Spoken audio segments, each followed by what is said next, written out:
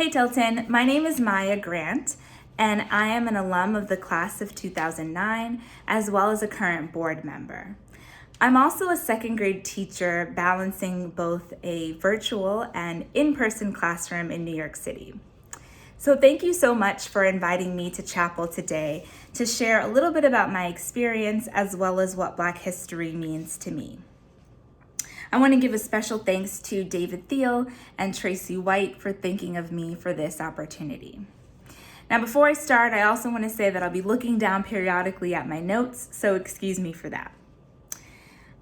So I want to start off by recognizing the work that Tilton is doing to become a more inclusive and anti-racist institution.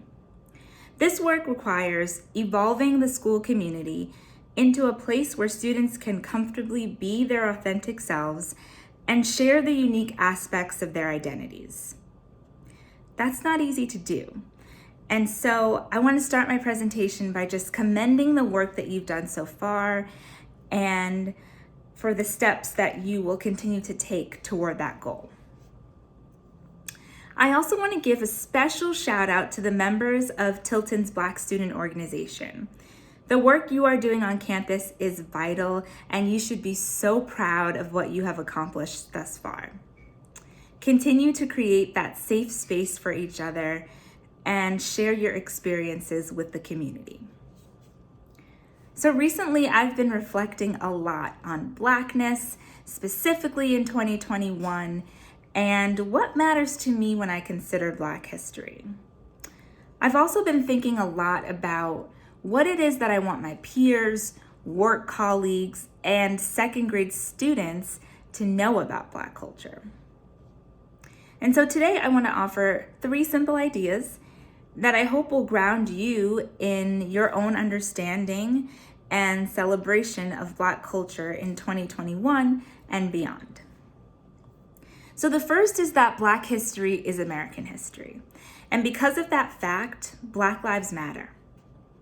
It's great to highlight our many contributions in the month of February, but it will take more than a month to understand the full scope of our experiences, both past and present. So because of that, Black culture and Black history is something that needs to be honored and recognized all year long.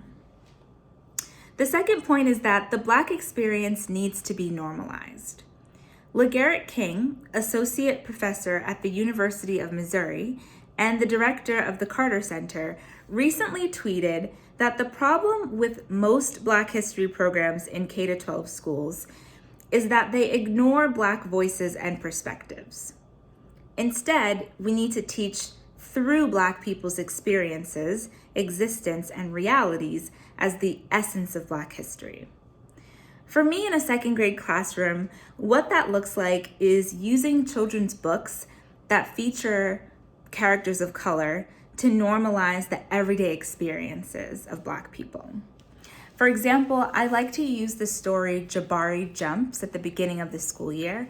It's about a young boy who is going to a public swimming pool with his father and his sister, and he's conquering his fear of jumping off of the diving board for the first time. It's a simple, fun-loving story that all of my students can relate to, and it's a way for them to really see Black people normalized in everyday life. Now for you in high school, what that could look like is maybe studying the work of the young wordsmith and first National Youth Poet Laureate, Amanda Gorman. If you've watched some of her interviews, you may have learned that she struggled with a speech impediment, and that she worked so hard to overcome those challenges to eloquently perform The Hill We Climb during the inauguration. So perhaps in English class, you may be analyzing and exploring her words and her personal experience through her work.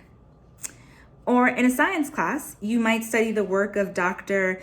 Kizimika Corbett, and she's an American immunologist who's one of the key scientists responsible for the development of the Moderna vaccine. So these 2 young Black women are making history today, and their work is amazing and inspiring for me and for many people in our culture. My third point comes from the author Ibram X. Kendi, who is one of the most prolific Black authors of our time. If you haven't read his work, I highly recommend that you go out and buy a book or two, because his perspective is so strong and unique about not only Black culture, but also how we can begin to truly build an anti-racist community on a whole, and how we can understand each other's perspectives. So he states that Blackness and the history of Black people in America can't be defined by a singular narrative. This is important because there's so much diversity within Black culture. There's not one way of being Black, and all of our stories aren't the same. As a high school student in Tilton back in 2009, I definitely felt that my experiences and my stories were being pigeonholed into one singular narrative, and that it was hard for me to relate to students who had a preconceived notion of who they thought I was because of my race. So I want to urge you that if you have Black people in your community and people that you're friends with, truly actively listen to who they are and to their stories, instead of placing them into a narrative of what you think they are.